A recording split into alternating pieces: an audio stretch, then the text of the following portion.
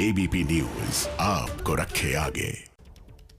चलिए तो आगे बढ़ते हैं और अब कोरोना को हराने वाली वैक्सीन की बात करते हैं।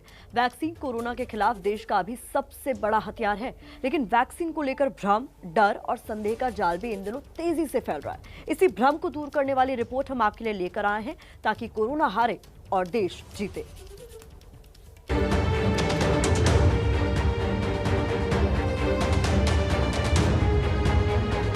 कोरोना वैक्सीन को लेकर देश में क्या कोई भ्रम फैलाया जा रहा है?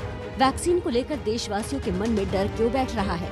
क्या जिन लोगों को टीके लग चुके हैं उनमें टीके का कोई विपरीत असर देखने को मिल रहा है? सिर्फ सवाल नहीं है, कोरोना टास्क फोर्स के प्रमुख डॉक्टर वीके पॉल की वो चिंता भी है जो उन्होंने अब तक उम्मीदों के मुताबिक वैक्सीनेशन न होने को लेकर जाहिर की है।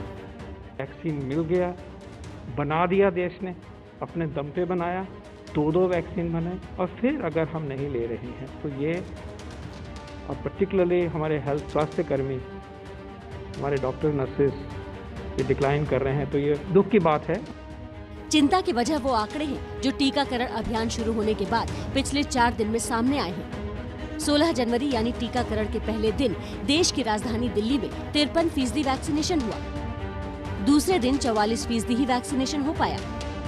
केंद्र सरकार ने ये जानकारी दी कि राजस्थान और यूपी समेत 9 राज्य और केंद्र शासित प्रदेशों ने ही पिछले 4 दिन में 70% से ज्यादा टीकाकरण किया है, यानी 100% वैक्सीनेशन को कोई भी राज्य 4 दिन में नहीं छू पाया है। कल भी 20 राज्यों में सिर्फ 1,12,007 टीके ही लग पाए।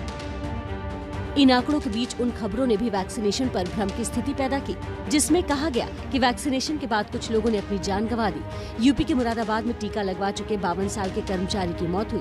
ऐसी मौत के मामले कर्नाटक और एमपी से भी सामने आए। ताज़ा मामला तेलंगाना के निर्मल जिले से आया, जहां सरकारी अस्पताल के ड्राइवर की टीका लगवाने के अगले दिन ही दिल का दौरा पड़ने से मौत हो गई। लेकिन सरकार ने फिर साफ किया है कि इनमें से किसी भी मौत का सीधा ताल्लुक टीकाकरण से नहीं है।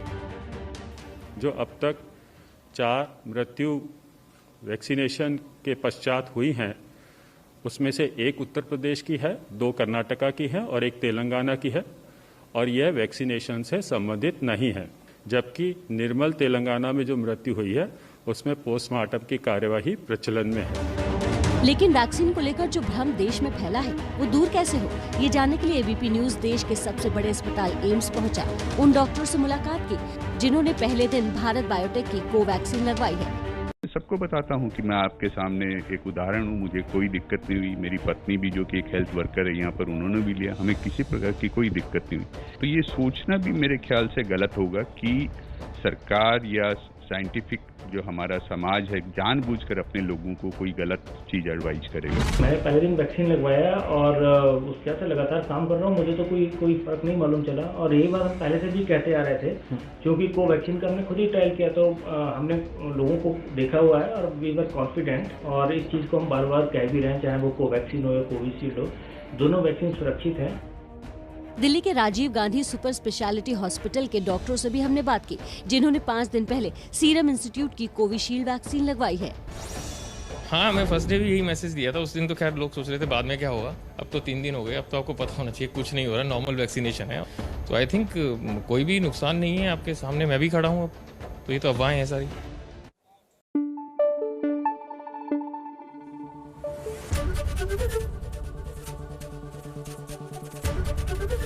एबीपी न्यूज आपको रखे आगे।